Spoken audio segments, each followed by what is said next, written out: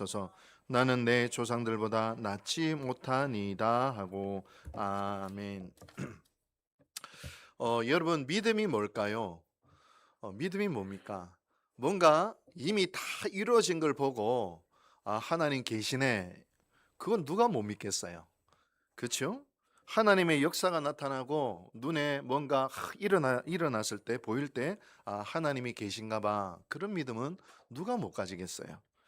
오히려 눈앞에 아무것도 보이는 게 없고 힘들고 어렵고 지쳐 있을 때 그 속에서 하나님을 믿고 순종하고 신뢰하고 감사했는데 그 결과로 하나님의 역사가 나타난다면 그는 굉장히 하나님께 영광이 되겠지요. 여러분, 우리가 예수를 믿는데 참 큰 은혜가 뭐냐면 분명히 힘든 상황 맞아요. 죽을 것 같아요. 근데 그 속에서 소망이 싹 올라와요. 분명히 망했어요. 못 일어날 것 같아요. 근데 그 속에서 감사가 싹 일어나요. 이게 예수 믿는 사람들의 참 신비한 은혜가 아닐까 생각이 듭니다. 그리고 시간이 지남에 따라 믿음 붙들고 소망 붙들고 살아갈 때에 하나님의 역사가 일어나는 순간 정말 하나님, 내가 믿은 대로 하나님 그분 맞군요 라고 고백할 수 있게 되는 거죠.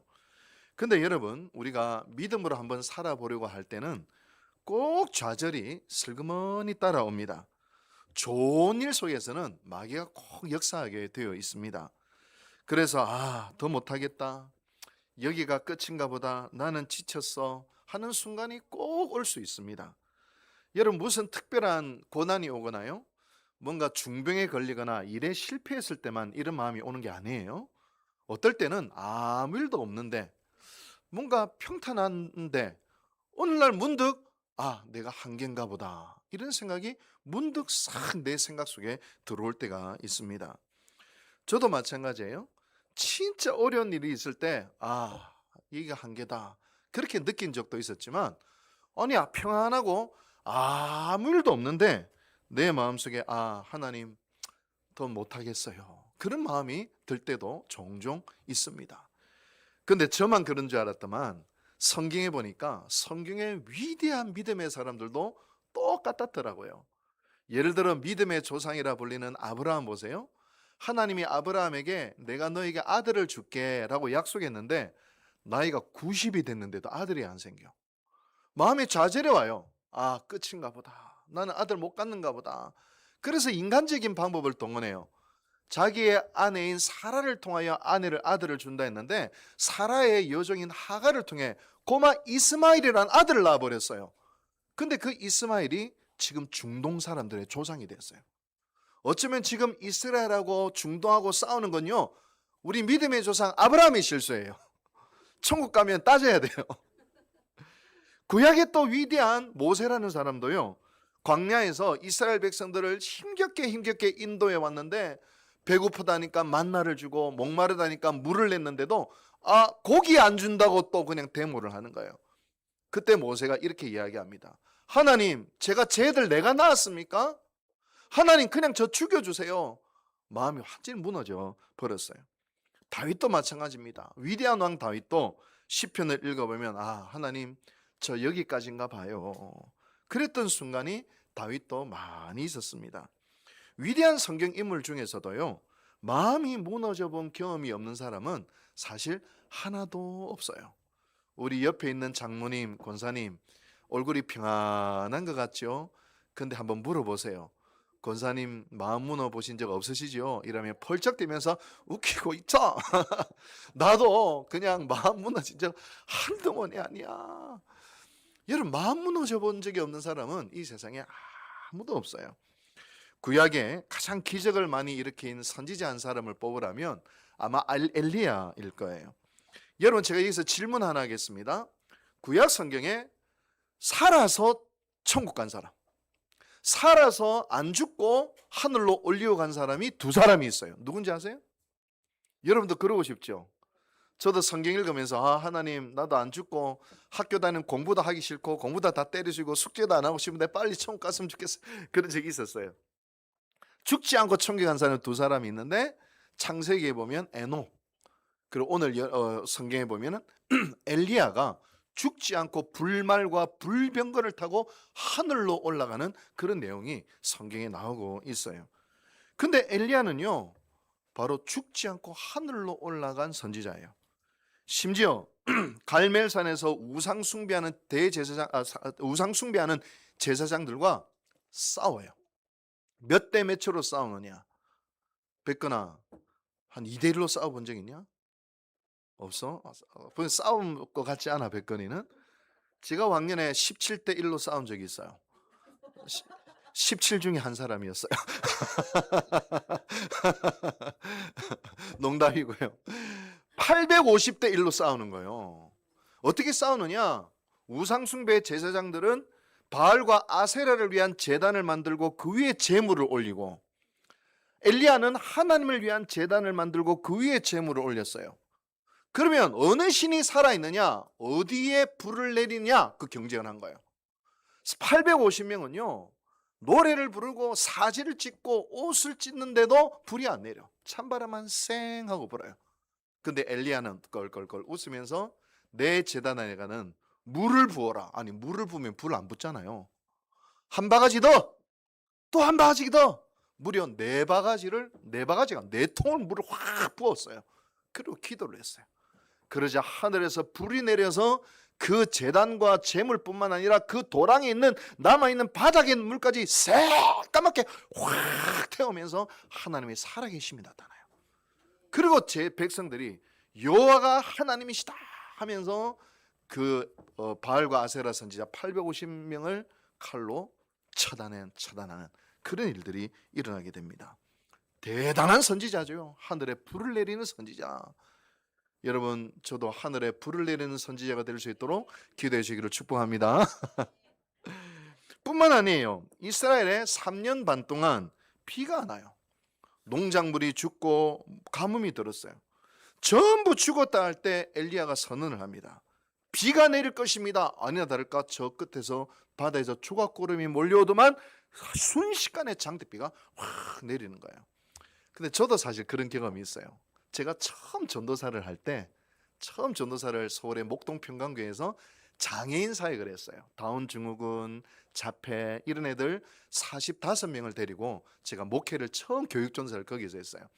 그래서 제가 물어봤어요. 선생님들 우리 여름 수련을 해야 되는데 1박 2일 갑시다. 애들은 몸이 약해서 1박 2일 데려가면 코피 터지고 몸살 나고 난리 납니다. 그래도 도전해 봅시다 해가지고 선생님들 설득해서 1박 5일 동안 수련을 가가지고 야외 프로그램 제가 멋있게 세팅했어요. 배구공으로 깡통 쓰러뜨리기, 그리고 얼굴에 해가지고 물풍선 떨어뜨리기, 또 투어 해가지고 화살 가지고 그 통 안에 집어넣기, 재밌는 프로그램을 청년 선생님들과 마당에 운동장에 쫙 설치를 했는데 설치하려고 하는데 비가 확 쏟아진 거예요. 애들 비 맞으면 안 되거든요.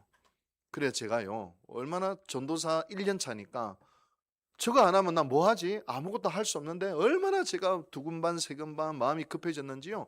어쩔 수 없이 밖에 나가서 하늘에 손을 놓고 기도를 했어요. 하나님, 비 좀 그쳐주세요. 나 이거 안 하면 3시간 프로그램 안 하면 내가 뭘 해야 될지 아무것도 몰라요. 내 멘붕 왔어요. 도와주세요. 근데 너무 놀라운 거 뭔지 아세요? 딱 세팅이 딱 끝나는데 청년들이 물어요. 목사님 비 오는데 세팅해요? 비 오는데 세팅해? 그래, 일단 세팅해봐. 그리고 세팅이 딱 끝남과 동시에 비가 딱 그쳐서, 그리고 2시간 동안 열심히 하고 난 다음에 들어왔는데 비가 또 내려. 할렐루야. 목동 평강교회 전화해 보세요. 제가 거짓말 하는가. 그때 제 별명이 엘리야 전도사님. 그때 영성을 계속 가져갔었어야 됐는데 너무 아쉽습니다. 그때의 영성을 회복할 수 있도록 기도해 주시길 바랍니다. 근데 엘리야는요 그 정도가 아니에요. 3년 반 동안 비가 안 오는데 가뭄이 들고 다 죽게 생겼는데 비가 장대처럼, 위대한 엘리야 같은 선지자가 없어요. 엘리야만큼 능력 있고 엘리야만큼 기적을 일으킨 선지자는 성경에 없습니다. 그런데 오늘 성경을 보니까요, 그 엘리야가 주님 저 죽여주세요. 주님 제 마음이 무너져요. 저 이제 더 못하겠어요. 그런 순간이 있었어요. 아니, 이 위대한 선지자가 어떤 일이 있었길래 이런 고백을 하게 됐을까요? 알고 보니 여자 하나의 말 때문에 무너진 거야. 여자 하나, 바로 북이스라엘의 왕비인 희대의 악녀 이세벨이 나 너 죽일 거야 그런 거예요. 여러분 엘리야 선지자가 이 이세벨이 뭐냐면 그 850명의 제사장을 이방에서 데려온 여자예요. 그리고 하늘에서 불이 떨어지는 걸 보고도 회개를 안 해. 기적을 보고도 회개를 안 해. 오히려 열을 받아가지고 다른 하나님의 사람들을 죽여버리고 너도 이 하나님 사람처럼 죽여버릴 거야 라고 엘리야에게 편지를 보내니까 엘리야의 마음이 급속도로 무너지기 시작했어요. 근데 제가 엘리야 선지자 같으면 까불고 있어. 하나님 이세벨 위에 불 하나 탁 저는 그럴 것 같아. 불 내려줘 있어. 막 그냥 불 내리필라 이럴 것 같아. 근데 엘리야는요 마음이 확 무너졌어요. 그리고 광야로 도망을 가서 로뎀 나무 밑에 앉아서 하나님 나 못합니다. 하나님 보셨잖아요. 이제 하나님의 사람들은 다 죽어 없어지고 저 혼자 남았어요. 외로워요. 난 이제 못하겠어요. 나도 죽여주세요. 절망을 합니다. 엘리야가 이렇게 낙담한 것은요 어쩌면 엄청난 기적을 행했는데도 아무도 회개 안 해. 엄청난 기적을 행했는데도 이세벨은 자기를 죽이려고 해. 아합도 회개를 안 해. 그래서 절망이 찾아온 거예요. 오늘 열왕기상 19장 10절 뒤에 보면 엘리야가 이렇게 하소연해요. 하나님, 제가 전능하신 하나님을 믿었잖아요. 하나님이 살아계신다는 기적도 행했잖아요. 그런데 저 사람들 안 변해요. 더 악해져 가요. 그리고 나를 죽이려 해요. 하나님 사람들도 죽였어요. 그렇게 마음이 무너져 버린 거예요. 성경을 읽어보면 마음이 무너진 엘리사에게 하나님이 어떻게 하시느냐. 천사를 보내셔서 먹을 것을 주세요. 먹고 기운을 차려라. 이걸 보니까 여러분 먹는 것도 참 중요하다. 할렐루야. 우리 교회가 왜 은혜스러운가 보니까 점심마다 너무 맛있어. 그래서 은혜스러운 건 아닐까 생각이 되어져요. 그리고 하나님은 엘리야를 호렙산으로 데려가세요. 이거는 모세가 율법을 받았다는 시내산과 똑같은 이름이 똑같은 겁니다. 사실은 호렙산 동굴로 데려가세요. 그리고 하나님이 엘리야에게 말씀하십니다. 이제 내가 너에게 나타날 거야. 잘 봐.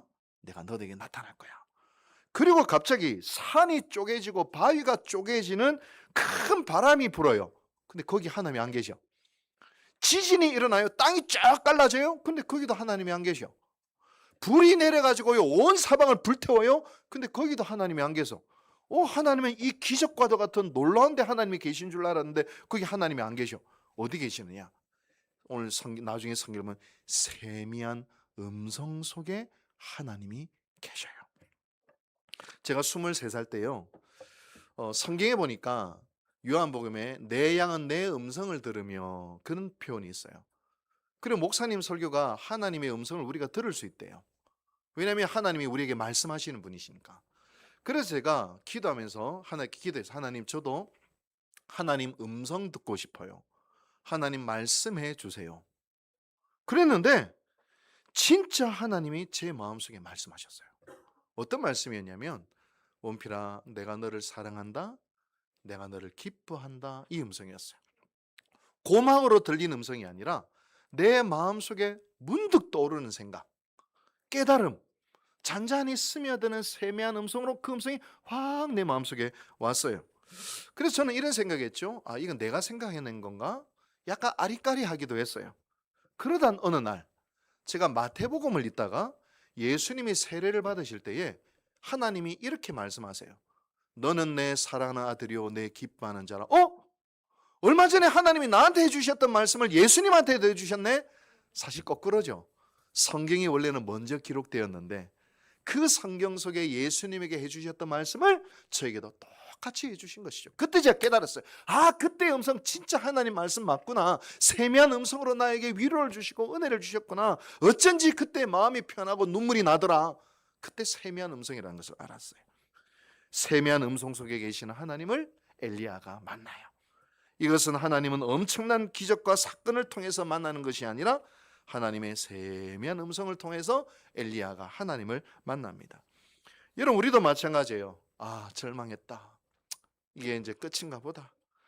이제 나는 아무것도 못한다. 마음이 한없이 무너질 때 그런 우리들에게 하나님은 찾아오셔서 세미한 음성으로 말씀해 주시는 분이세요. 하나님을 어떻게 만나야 될지 모르는 분들이 많죠. 하나님은 세미한 음성 속에 있어요. 물론 아까 이야기했던 기적 속에도 계시고 하나님의 놀라운 초자연적인 역사도 일으키고 뭐 병도 고쳐지기도 하고 뭐 그런 일도 수많이 경험했지만 일상적으로 우리가 하나님을 깊이 만나는 순간은 세미한 음성이 들려올 때예요. 우리가 기도할 때 세미한 음성이 들려와요. 말씀을 읽을 때 세미한 음성이 들려와요. 이 세미한 음성을 들을 수 있는 사람은 어떤 상황이 와도 안 흔들려요. 이겨낼 수 있어요. 힘들어도 극복할 수 있어요. 하나님은 엘리야에게 말씀하세요. 엘리야야, 너 혼자뿐인 줄 알았지? 너는 모르지만 하나님의 사람 다 죽은 줄 알았지? 아니야. 7천 명이 더 있어. 이라는 거예요. 여러분, 내 눈앞에 안 보인다고요? 없는 거 아닙니다. 내 눈앞에 아무 일이 일어나지 않는다고 해서 아무 일이 일어나는 거 아니에요. 내가 알지 못하는 곳에서 내가 알지 못하는 방법으로 하나님은 이미 일하고 계신 분이세요. 할렐루야. 마음이 무너진 엘리야에게 하나님은 세미한 음성으로 그 마음을 복돋아 주시고 다시 힘을 주시고 믿음을 주시고 용기를 주시면서 회복해 주시는 겁니다. 여러분, 우리도 마찬가지입니다. 낙담할 때 왜 없겠어요? 마음이 무너질 때 왜 없겠어요? 그때 우리는 기도와 말씀 속에서 세미한 음성 들으면 우리는 이길 수 있습니다. 제가 그저께 금요일 날 우리 윤재영 장로님 앉은 바로 앞에 그 방석이 놓여 있죠. 저 방석에 앉아서 성경책을 읽고 기도를 했어요. 성경 한 몇 장 읽고 찬송하고 기도하고 성경 몇 장 읽고 찬송하고 기도하고 계속 그렇게 했거든요. 근데 제가 성경을 읽다가 마태복음 8장까지 딱 왔는데 나병 환자에게 예수님이 말씀하시는 장면이 나와요. 깨끗함을 받으라. 근데 저도 모르게 눈물이 확 쏟아지는 거예요. 원필아, 내가 너를 깨끗하게 한다. 지금 네 안에 있는 두려움 깨끗하게 한다. 지금 네 안에 묻어져 있어서 변화될 것 같지 않은 마음, 그 마음도 깨끗하게 한다. 내가 너를 깨끗하게 하고 내가 너를 일으키고 내가 너를 살리고 내가 너를 걷게 한다. 그 말씀이 확 오는데 세미한 음성으로 제 마음을 사로잡기 시작하는 거예요. 야, 말할 수 없이 눈물이 나더라고. 아마 밑에 있는 무인 세탁소에서 저 위에 돼지 잡나 곰을 잡나 기도하니까 그런 소리가 들렸을지도 모르겠어요. 주님은 여러분의 낙심과 좌절과 절망을 깨끗하게 없애주시는 분이세요. 방법은 하나예요. 세미한 음성을 들어야 해요. 요한복음 15장 4절에도 내 안에 거하라 나도 너희 안에 거하리라. 예수님은 이미 여러분 안에 거하시니까, 우리 안에 거하시는 예수님은 말씀하시는 분이니까 우리 모두는 세미한 음성을 다 들을 수 있는 사람들이에요. 세미한 음성을 듣기 위해서는 그래서 기도해야 되고 그리고 말씀을 봐야 해요. 기도와 성경은 세미한 음성을 듣기 위한 청진기예요. 청진기를 몸에 대면은 그 몸의 소리를 들을 수 있었지. 기도와 말씀의 청진기를 하나님께 딱 올려드리면 하나님의 세미한 음성이 우리의 마음속에 들려오는 것이에요. 저는 오늘 설교를 들을 때도 여러분의 마음속에 슬그머니 하나님의 세미한 음성이 들려올 수 있게 되기를 축복합니다. 오늘 예배 중에 찬양을 할 때에도 세미한 음성이 여러분들의 마음속에 들려지기를 원합니다. 특별히 마음이 무너진 분들이 여기 있다면, 삶 속에 어떤 중대한 결단을 해야 되는 분들이 있다면, 낙담하고 절망한 분들이 있다면, 나는 여기까지인가 보다라고 생각하시는 분들이 있다면 오늘 이 시간 귀를 기울여 보시기를 바랍니다. 분명한 세미한 음성이 여러분들의 생각 속에 들려오고 깨달음으로 들려오고 확신으로 들려오게 될 줄로 믿습니다. 제가 성경을 읽으려 하는 분한테 제가 이렇게 늘 말씀해요. 뭐라고 말하냐면, 성경은 틈나면 읽는 게 아니라 틈을 내서 읽는 거예요. 기도도 틈이 나면 기도하는 게 아니라 틈을 내서 기도하는 거예요. 틈나서 성경 보고 틈나서 기도하려면 평생 성경 못 보고 기도 못 합니다. 틈을 내서 읽는 거예요. 여기까지인가 보다 할 때, 마음이 무너질 때 틈을 내서 기도하고 틈을 내서 성경 보고 예배당에 나와서 기도하고 예배당에 나와서 성경 보시기를 주님 이름으로 축복합니다. 하루 종일 바쁘게 살면서 예수님이 살아계시는 것도 다 잊어버리고 그냥 하루 종일 그냥 바쁘게 살면서 예수님이 나한테 말씀하신다는 것도 생각도 안 하고 그냥 내 눈에 보이는 대로 살고 내 마음속에 솟아나는 감정대로 살면 엘리야처럼 한순간에 무너질 수 있어요. 엄청난 기적을 행했던 엘리야도 기적만 행하다가 한순간에 무너졌어요. 하나님께서 엘리야에게 세미한 음성으로 하나님이 함께 계심을 굳이 깨우쳐 주시려 했던 이유는 흔들리지 않는 믿음의 비밀이 바로 거기에 있었기 때문이에요. 오늘도 지금 우리 안에 주님이 계셔서 우리에게 말씀하십니다. 주님은 여러분들에게 분명히 말씀하세요. 다 다른 말씀을 들려주시겠지만 말씀하신다는 것은 똑같아요. 목사님, 저 교회 다닌 지 1년도 안 됐는데 음성 들을 수 있나요? 아멘. 목사님, 저 아직 초등학교 1학년밖에 안 됐는데도 하나님의 음성 들을 수 있나요? 물론이에요. 물론이에요. 왜요? 예수님이 여러분 안에 계시기 때문에요.